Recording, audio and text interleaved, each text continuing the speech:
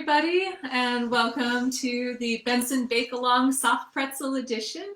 We are here in the library test kitchen and getting ready to warm things up and hopefully bake up a pretty tasty batch of soft pretzels.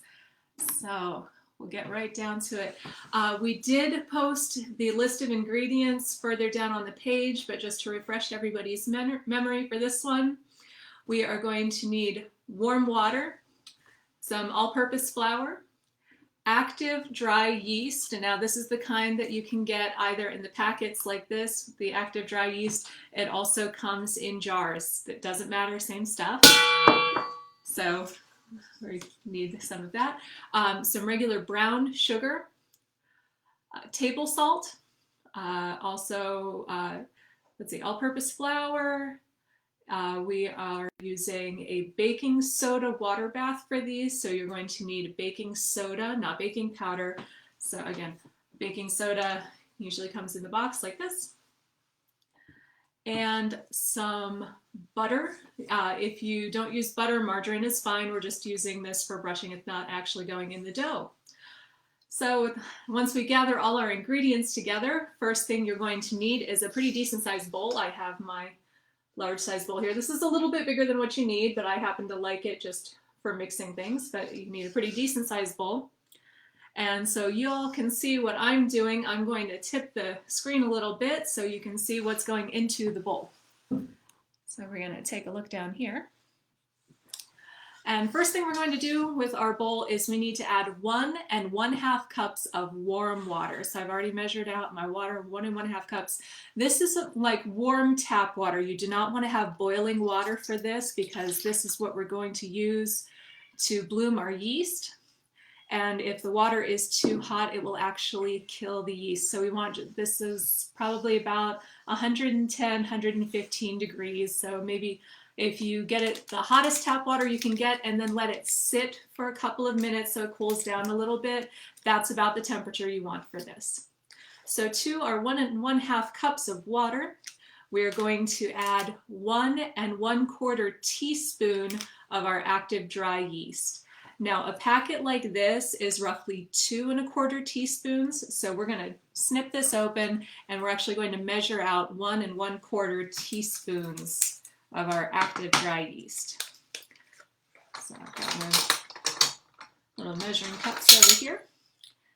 And this is my 1 teaspoon, so we're going to fill that up. And we also need 1/4, and that's actually the smallest one I have. So 1 1/4 teaspoons of yeast. That's going to seem like a really small amount, but this is not going to rise like a bread dough. We only need a little bit of rise for this, so a smaller amount of yeast is actually what we're going for. And once the yeast goes in, if you can see that it's kind of starting to foam a little bit on top, that's called blooming. That's what we want it to do. And that means that the yeast is still alive, still good. So to our bloomed yeast, we're going to add 2 tablespoons of brown sugar. So this is just your standard brown sugar. Here's 2 tablespoons of brown sugar, just to add a little sweetness and to give the yeast something to eat so we get that proper rise. And also, we are going to need 1 1/4 teaspoons of salt, just basic table salt. So 1 1/4 teaspoon of salt. So there's 1 1/4 teaspoon of salt.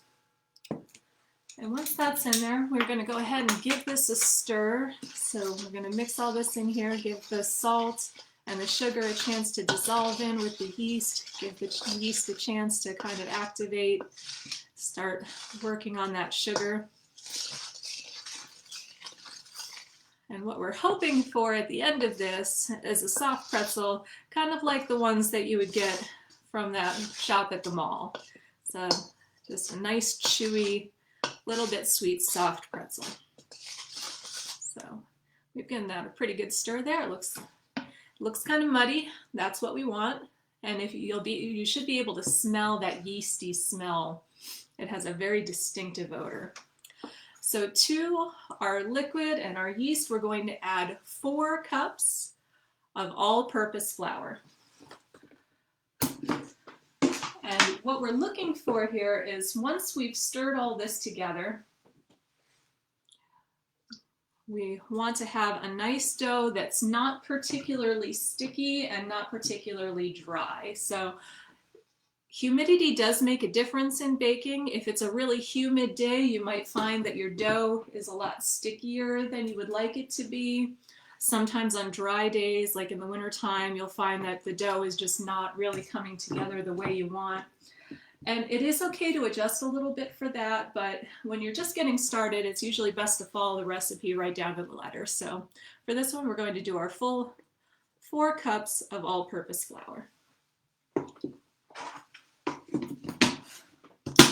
And you might notice that I haven't told you to turn the oven on yet, and that's because since this is a yeast dough, this is actually, once we've got this all stirred up and then kneaded, we have to give this time to rise. So you don't want to get straight over and start up the oven, because it's going to be waiting for a while. You don't want to waste that energy. So we're just stirring all of this into that liquid and yeast. And you're going to notice it takes a little while for this to combine. It's not a whole lot of liquid. We've only got 1.5 cups of liquid to that 4 cups of flour.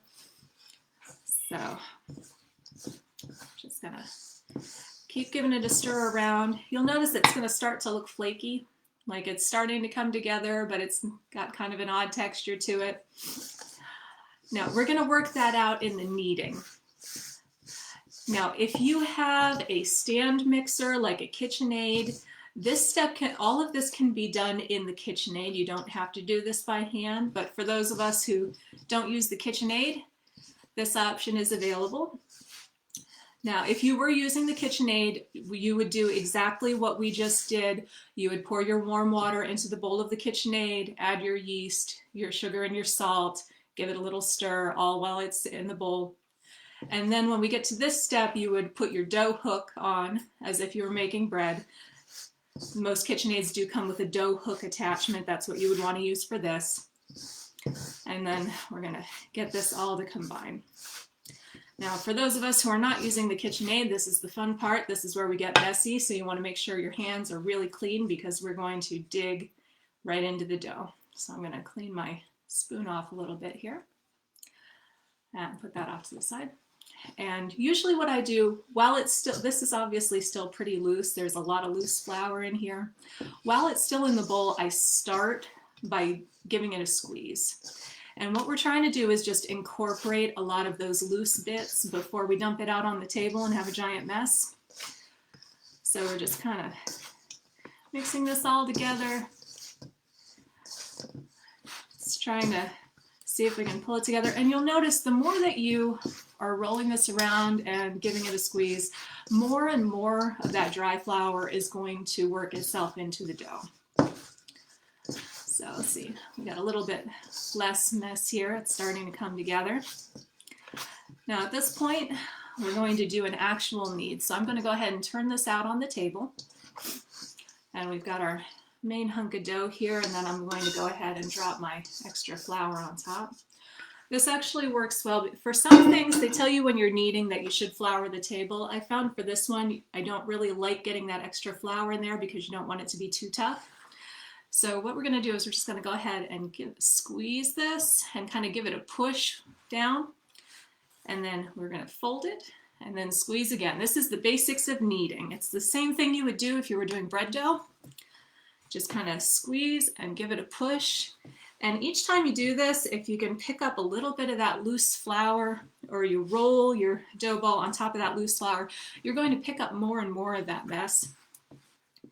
And that's going to help build the gluten. That's what's helping to kind of give us that chewy texture to the bread. So unlike a no-knead recipe like with a muffin where you just have a loose mix and you pour it right into the pan, this we want to give a chance to build those proteins. So that's what we're doing here with the kneading. We're just kind of giving it a squeeze. And what your end result, you want it to be a nice, elastic, smooth looking dough. So right now, if we take a look at this, it's still kind of, you can see the loose bits. It's not looking particularly smooth yet. So we definitely want to give that a little bit more time with the kneading. For those of you who used to watch Good Eats with Alton Brown, he has a couple recipes where he does kneading. He suggests 4 to 5 minutes of knead in the KitchenAid with this. So it does take a little time. This is a good activity for when you've had a frustrating day. You can really just kind of let the dough have it. There's an old sourdough bread recipe that says you should do it when you've had a fight with your partner because you get the best tasting bread that way. You can work out all your frustration on the dough.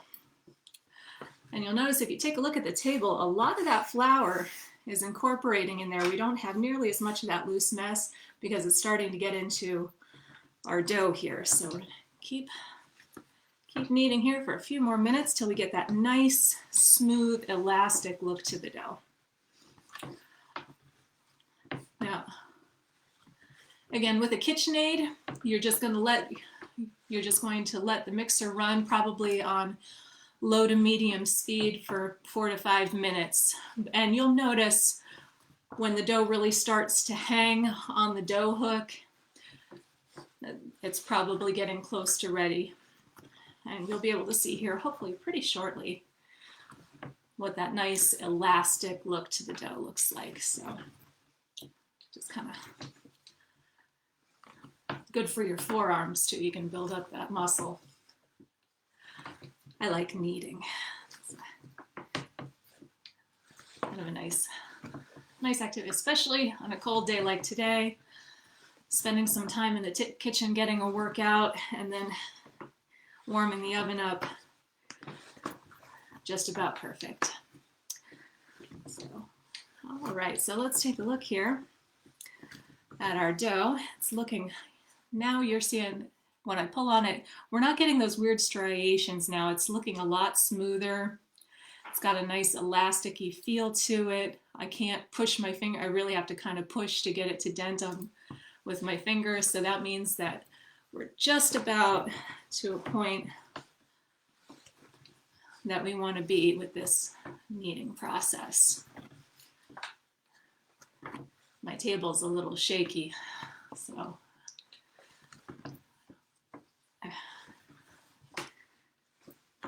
this is the basics of kneading. So we're doing pretzels today, but same kind of process for bread, so it's really not that difficult. Just takes a little time. All right, so we have a nice dough ball here. Most of our flour has been incorporated, so we've got that 4 cups of flour in there with our yeast and water. And at this point, we're going to let this rest. So I'm going to put this back in the bowl. So I'll put that right in the bowl there. And we're going to cover this. You can use plastic wrap or you can use a damp towel. I have these flour sack towels. They sell them in like an 8-pack or a 10-pack at Walmart for like $8. They're really cheap, but they're cotton. So if you get that damp and cover that up. Now we want to give this time to rise so it's about double in size. So if we can see, that's kind of that small ball right now. We want that to double. Since it's cold today, it's going to take a bit longer to rise than it would on a warm day because the yeast kind of depends on heat to warm up. If you want to speed up your rise a little bit, you can put this on like a heating pad like that you would use for a sore back. If you put the heating pad on low, you can sit the bowl on top of the heating pad. That'll speed up your rise time a little bit, but we're still looking at about an hour, maybe an hour and a half on a cold day to get this up to the size that we want it to be. But you do need to let the dough rise so we can get the texture that we want for the pretzels. Now, before we got started, I mixed up another batch, so I'm going to put this off to the side to rise, and I'm going to get my risen dough. And this is the batch I did earlier. You'll see it's quite a bit larger than the ball that we just put in because this has had a little over an hour and a half to rise. Now at this point, this is when you want to heat your oven. So we are going to set the oven to 450 degrees and give it a chance to warm up while we're working on shaping our dough. So set the oven to 450, and I'm going to take my dough out of the bowl here. And you see, I did not grease my bowl. You can if you want, but it doesn't make a huge difference. And this isn't terribly sticky, even now that it's risen. So this is the time where decisions can be made. So we've got our risen pretzel dough here. Now we need to decide what we're going to do with it. We can go in a few different directions. This batch will make 12 normal sized pretzels, they're about this big. If you don't want to do regular pretzels, at this point you could do pretzel bites, so just like the little nuggets that they sell in the cups. You could do pretzel rolls that you like for a hamburger, so they shape a little differently. You could also do kind of a pretzel version of pigs in a blanket.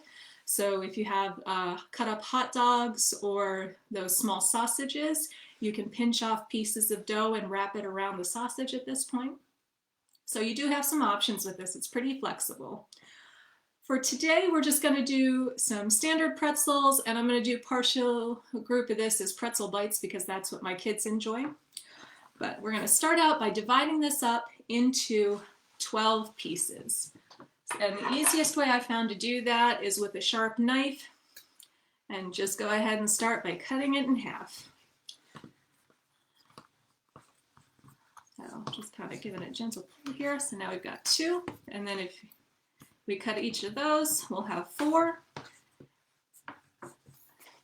So I've got 1, 2, 3, 4. And then each of these, if I cut each one into 3, then we'll have our 12 pieces. So roughly in thirds. This doesn't have to be anything close to perfect. You don't need to weigh them individually or anything like that.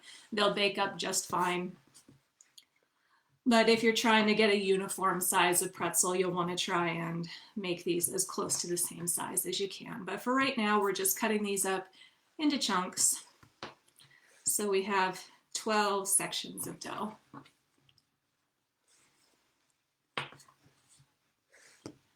And while we're waiting on our oven to heat up, I'm also going to prepare the baking soda bath. So I'm going to move you here for a second so we can see the stove.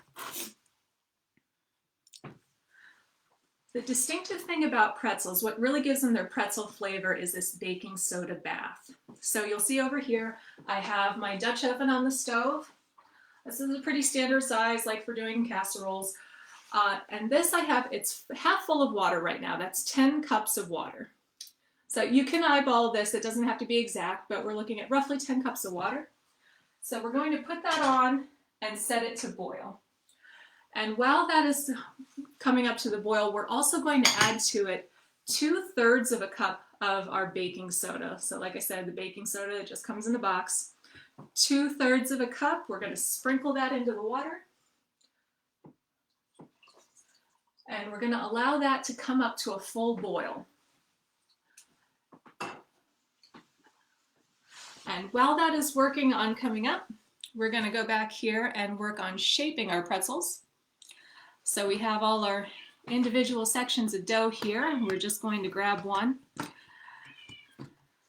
And this is where we make our pretzel shape. So we're starting with a circle, and I'm going to roll this between my hands a little bit until we've got just kind of a chunky log here. And I found that if you try to start with this and just roll with your hands and pull, it doesn't really get loose enough to get the long string that you want to make a well-shaped pretzel. So what I found is if you get it into the short log like this, if you hold it by both ends and you give it a little bit of a shake up and down, just kind of pull it a little bit, give it a little bit of a shake, kind of like you're bouncing it, and it should feel elastic because we did knead the dough. It should have a certain bit of elasticity to it. So if you give it just a little bit of a shake before you start to roll, that'll help you get a longer tube of dough. So we've got our little bit of longer shape here, and now we're going to start in the middle and pushing down, rolling back and forth, and you pull your hands apart. And you want to just keep doing this over and over And just each time you want to lengthen it a little bit more. And you'll find the dough does draw back a little bit. You see every time I let go, it starts to pull in. That's that, you know, the elasticity of the dough is kind of working against us, but you just keep putting some gentle pressure from the midsection going out. And you want this to be, depending on how you like your pretzels to be, if you like them to be large and kind of thin, you want a really long stretch of dough. If you want them kind of chewy and thick, it doesn't need to be quite as long, but you do want to have it roughly uniform. And you see, again, I'm just kind of rolling this back and forth, and as I'm rolling, I'm pulling my hands away and kind of drawing them out to the edges. We're just going to keep pulling back and forth. And now we've got this nice long kind of stretchy section of dough. So we're going to lay that on the table. Now to get that traditional pretzel shape, we're going to make this into a bit of a U. And we're going to take our top sections and we're going to cross them. So now we have kind of an interesting fish shape. And we're going to take these edges and we're going to flip them over again to make an extra twist here in the middle. And then we'll draw them down to the bottom and pinch really hard so that dough sticks. And then when you pull up, you should have your traditional pretzel shape. And again, this one, even though you saw how long I pulled that, that's kind of a small pretzel. Still tastes good. Just kind of, but we're gonna go ahead and try another one. And again, start with a ball, just kind of roll it between your hands and then give it a little bit of a shake to, because sometimes if you've been sitting with this for a while, if you don't get to it right away, you'll notice that the dough starts to feel like it's drying out. And that's going to work against you when you want to do these shapes. You don't want it to be crusty. So that's why I advise, if you're going to do this, try and plan so that when it's done rising, that you're ready to work with it right away. It's okay if it rises a little bit longer than that hour and a half or so. That's not going to do too much to the dough. But if the dough dries out, it's going to be really hard to shape, and then you're a little more limited in what you can do with it. Oh, that one's kind of coming along there. We got a nice long shape. And we're going to do our flip, cross, and then pinch it down. And that's a little more, there we go, kind of pretzel-y. So you can keep doing that, or if you would like to do pretzel bites, we're going to take a chunk of our dough. And again, we're going to start almost like we're doing a pretzel in the normal way. So we're going to get to that long log point. But instead of giving this a shake and really, you know, kind of getting it to lengthen, we're going to stay right there. And I'm going to take my pair of kitchen shears. I always keep a pair of shears strictly for food in the kitchen. They're so handy. And I'm going to take my kitchen shears and I'm just going to snip this into little bite-sized sections. And for most of these, I found for this recipe, like I said, if it would normally make 12 normal-sized pretzels. Each one of those normal-sized pretzel sections makes about 5 or 6 of these pretzel bites. So these are just nice little bite-size, just a little stubby shape. You don't have to get fancy with it. If you don't like doing the rolling and the folding, that's a really good way to get around it. You can just make pretzel bites and they're every bit as delicious as a full pretzel. My kids really like them because they're bite size and they can just run off with a handful. So that one, we got 6 out of that. And while we're working this one, I'm going to check. Looks like our baking soda is just about up to the boil. If you notice it boiling and the baking soda is all laying on the bottom of your pot, you'll definitely want to give that a stir. You want to make sure that the baking soda is well incorporated into your water. Because again, this is going to help give the pretzel that pretzel flavor, and it's also going to help a little bit with the browning as well. So unless you want a really pale pretzel, you want to make sure that your baking soda water bath has all the baking soda in the water and not laying on the bottom of your pan. And already you see the dough's getting a little bit dry. If you notice that your dough is getting dry, you can go ahead and put it back in the bowl and put that damp cloth over it again so it's not sitting out in the air if you find that it takes you a while to roll out these shapes. It's pretty forgiving. But once it gets super dried out, then there's not a whole lot we can do with it, unfortunately. So you want to make sure that your dough stays, you know, reasonably moist so we can do the stretching and the shaping. And I'm always impressed by the people that do this professionally because they do it so quickly and they're able to make those lovely giant pretzel shapes. I'm still working out how to get it quite to that point. Haven't quite figured it out yet, but I do know that giving it a shake like this definitely helps. Well, we'll go ahead and do one more of these and then we'll move on to the water bath portion. So we can see what we do there, but let's see if we can get a nice long stretch on this one. And again, we start in the middle and kind of pull out as you're rolling. So you want to put a little pressure on it the whole time, and that'll help, you know, give it that stretch and really make it longer. And the longer you get, the larger size the pretzel looks and kind of the thinner it is. So those are a little easier to tear apart and share with friends like you do with the ones at the mall. A little bit more there. There we go. And we'll make our U. And 2 twists and pinch. Okay. All right, so we're going to go back up to the stove here, see how we're coming along. There we are. Okay, and I've got my water bath here. It is nice and warm. Baking soda is all dissolved. Now, one at a time, we're going to take one of our pretzels. So we'll just take the pretzel and very gently ease it into the water. And you want that to sit in there and soak in the water bath for about 30 seconds. So that gives it time to get some of that baking soda onto it, and it actually starts softening up the dough so it's ready for the next rise, which is in the oven. You'll notice sometimes if you're watching this, if you got it on a really good rolling boil, that the pretzel, when you drop it in, it'll fall to the bottom, and about the 15-second mark, it'll start to rise up and float on the top. If you notice that they're floating, they're probably pretty close to done. So you can go ahead at that point, pull them out, you know, let the water drain off, and then we're going to put them on our baking sheet. So for this, I'm just using a standard dark baking sheet. You do want to grease your baking sheet. So I'm just taking part of a stick of butter here, and I'm going to take this and just gently run that stick of butter over the whole thing so it's nice and greased. And this way, when you're baking your pretzel, hopefully it won't stick to your pan. You can use cooking spray for this if you'd like.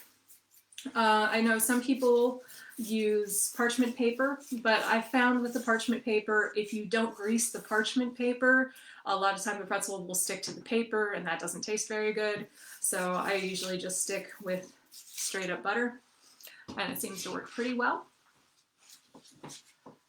If you have, I believe, what's called a sill pad, the silicone pad that you can put on your baking sheet, those do work pretty well and shouldn't affect the pretzel at all.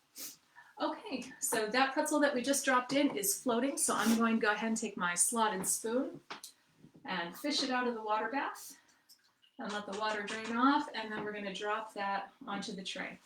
And you can see there, that's very pale still, very light, and it's steaming a little bit because it just came out of a hot bath. Now at this point, if you want, while it's still wet, you can go ahead and salt this. You can use kosher salt, that's that thick coarse salt, or because I have it on hand, I have coarse sea salt. That you can do that too, so you can salt it now.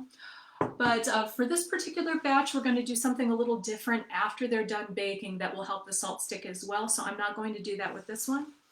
But I am going to go ahead and drop another pretzel into our water bath and give that its 30 seconds.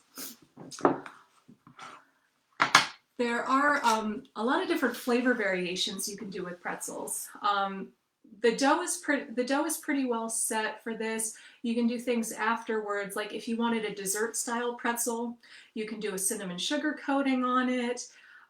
You can always do like when they're almost done baking, if you wanted to do like a jalapeno cheese, you could put jalapenos on top and sprinkle them with shredded cheddar cheese and then pop them back in the oven long enough for the cheese to melt. So again, this dough is super, super versatile and honestly kind of fun to make, and especially when it's cold like this, you know, you can warm up the kitchen a little bit. I did make a sample batch earlier, so I will show you what these kind of look like after they've come out of the oven. I've got a plate here. So this is one of the larger, that one I actually was able to roll that out pretty thin and it ended up being quite long. The other ones, if your dough is a little shorter and thicker, it's going to come out looking a little more like that. So still really tasty, but just kind of very thick and chewy. And the pretzel bites are going to look more like this. So just a little bite-sized hunk of pretzel. Now to get these to taste a little bit more like the ones that you get from the mall that have that little bit of sweetness to them, the trick is when they come out of the oven and they're still hot, you want to brush them with a mix of melted butter and sugar. And we'll get to that at the end. We'll talk about the ratio of butter to sugar to get that flavor that you get from those really good mall pretzels. But in the meantime, we got another, that one's ready to come out. We'll keep popping these in. I find with the pretzel bites, because they're so much smaller, I don't bother doing those one at a time. I usually throw them in a handful. Just count them so you make sure that none of them get stuck to the bottom of your water bath, because that would be unpleasant. And then you would just end up with some really messy dough. So 4, 5, 6, 7, 8, 9, and we've got 11 pretzel bites.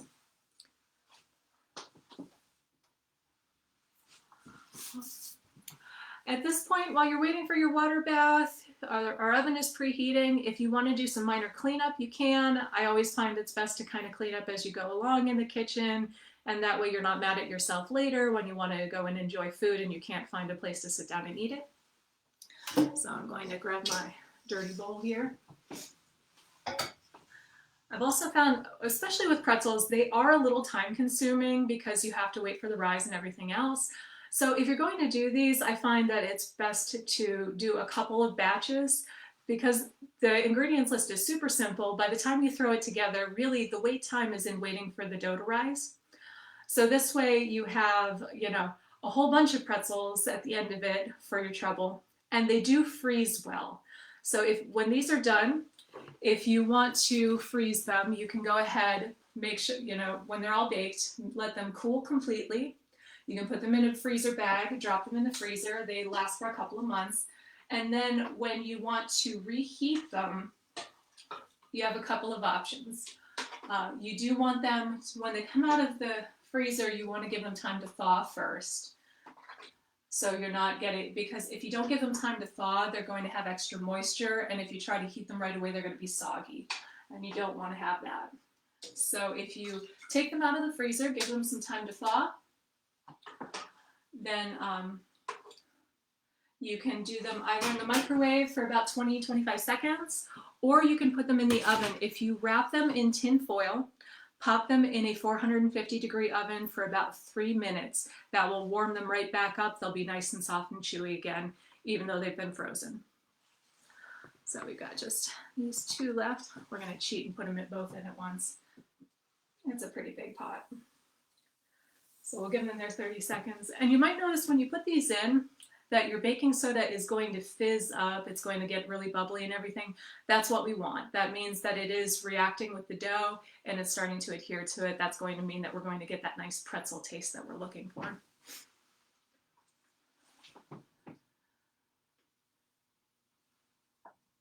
And they're already starting to float. Fantastic. All right, so we'll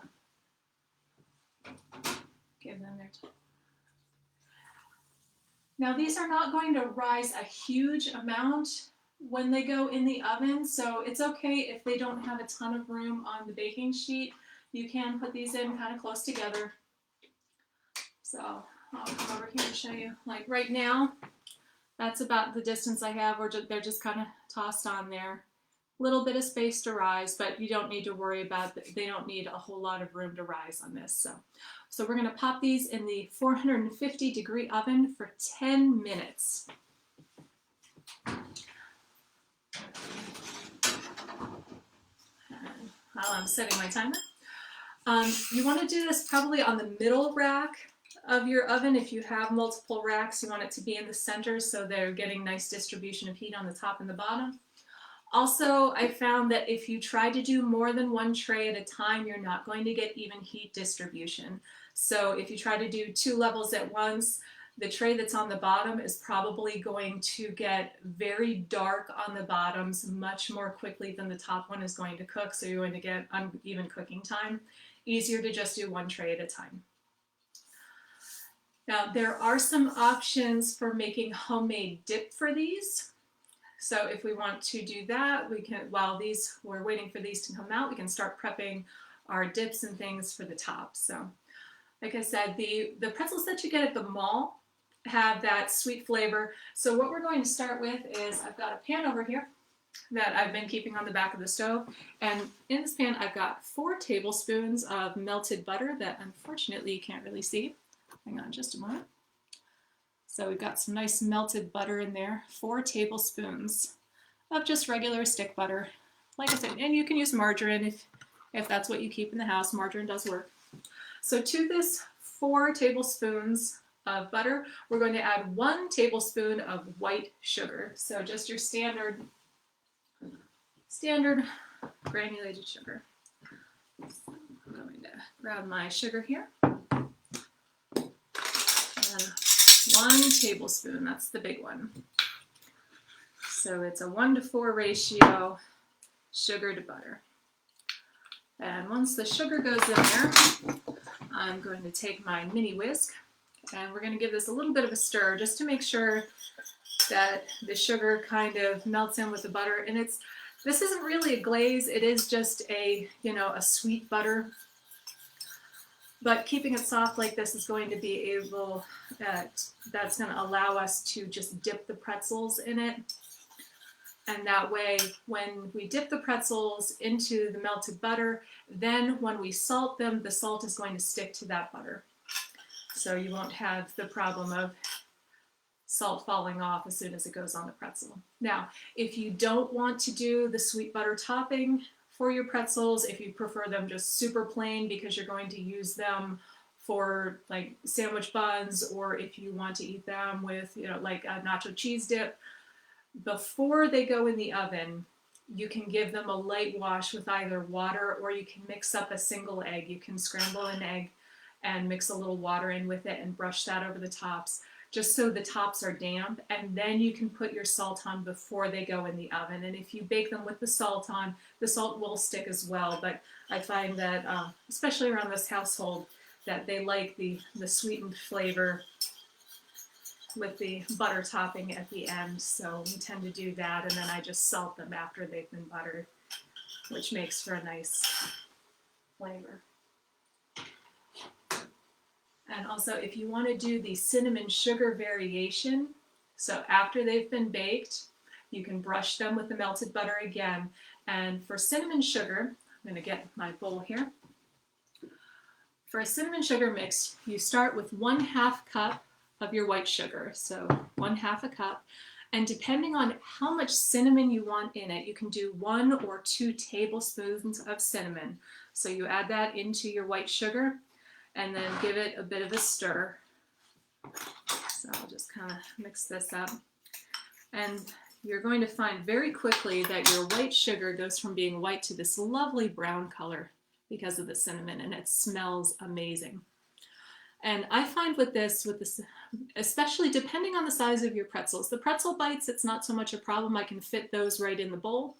But if you're trying to coat a larger size pretzel and you want to get this nice cinnamon sugar topping all over the pretzel, what you can do is pour this out on a flat plate. And then if you have a pastry brush or one of those silicone brushes for basting, You can brush your melted butter over the pretzel, or if you're like me and you don't want to add an extra tool, you can very carefully just dip it into the melted butter and then lay it face down on this plate covered in sugar, and then you get nice coverage, and then you flip it over and it's ready to go.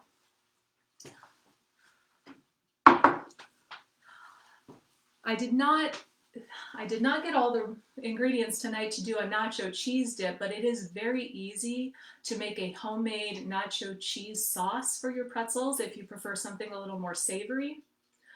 What you start with, again, if you have a little saucepan like this, like the one that we're using for our melted butter, you can start with what is called a roux. It is a butter and flour mixture.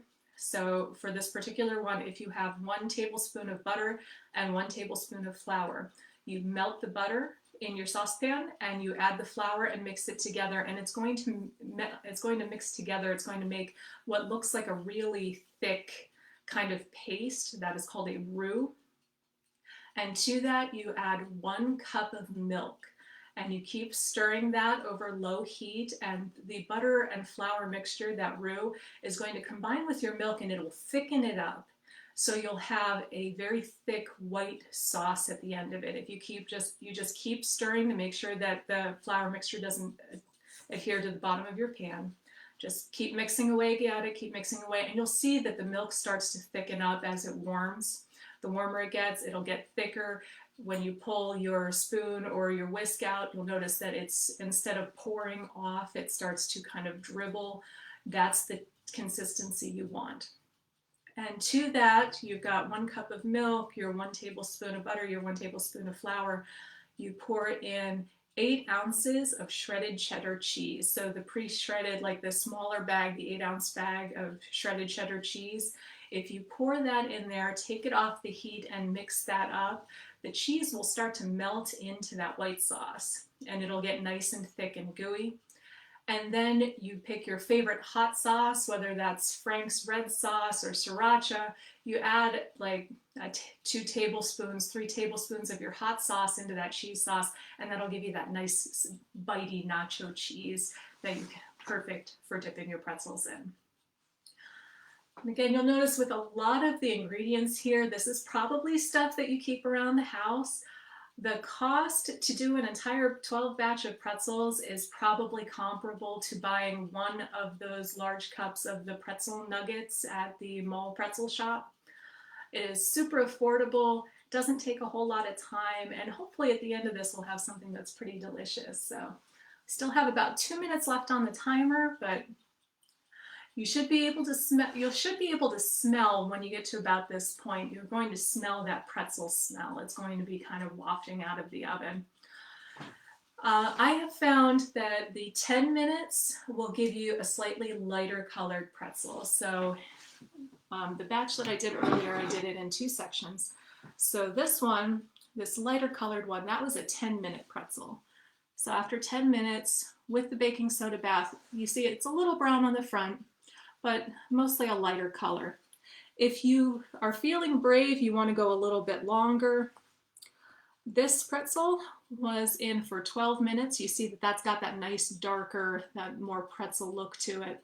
But I find with my oven, if I let them go too long, that the back of the pretzel tends to get a little dark for me. So you do want to keep an eye on that. And you can check it at 10 minutes. If you pull it out and you take your spatula, you can lift up the edge of the pretzel to see if it's getting too brown for you. But either way, light or dark, these are both done pretzels. They're just slightly different levels of dark. Now, wash my hands real quick.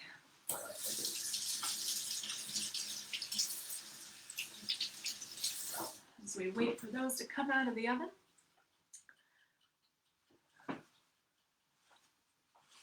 And at this point, your baking soda bath, if you have more pretzels to do, feel free to go ahead and work on those, while your first batch is in the oven.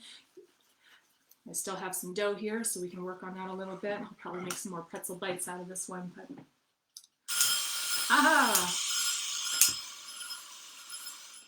All right. So that was our 10 minutes in the oven. We'll take a look and see how these look. All right.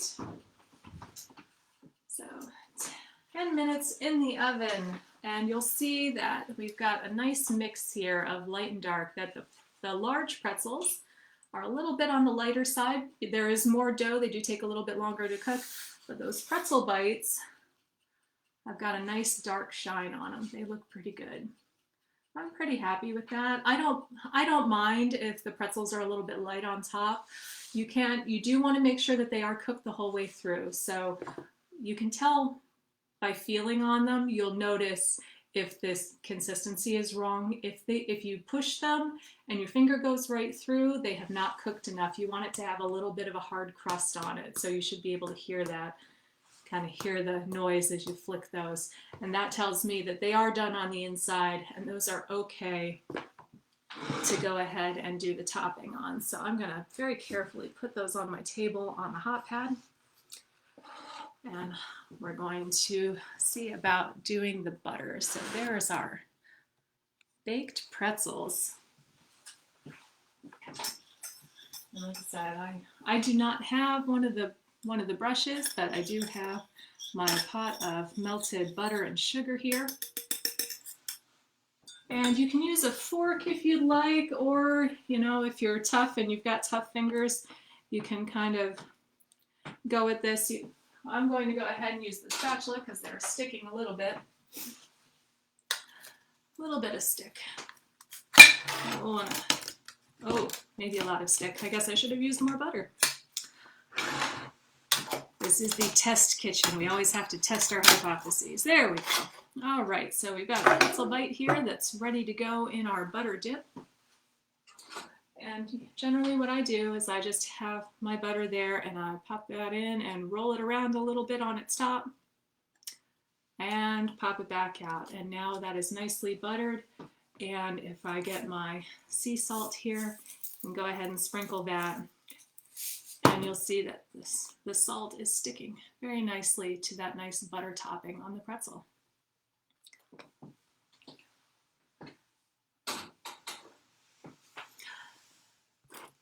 And that is the basics of soft pretzels at home. It's really not that complicated. It's only 10 minutes in the oven. Your biggest time is waiting for that dough to rise. And again, you can speed that up a little bit by putting your bowl in a warm place, either on a heating pad, the top of your refrigerator. I would not advise trying to warm it up on top of the stove, as if it gets too hot too quickly, the dough will start to bake to your bowl. And that is the opposite of what we want, because we want that dough to stay nice and elastic until we can go ahead to the forming stage. So again, easy soft pretzels. So stay warm, everyone, stay healthy, and we will see you again in another bake along. Thanks a lot.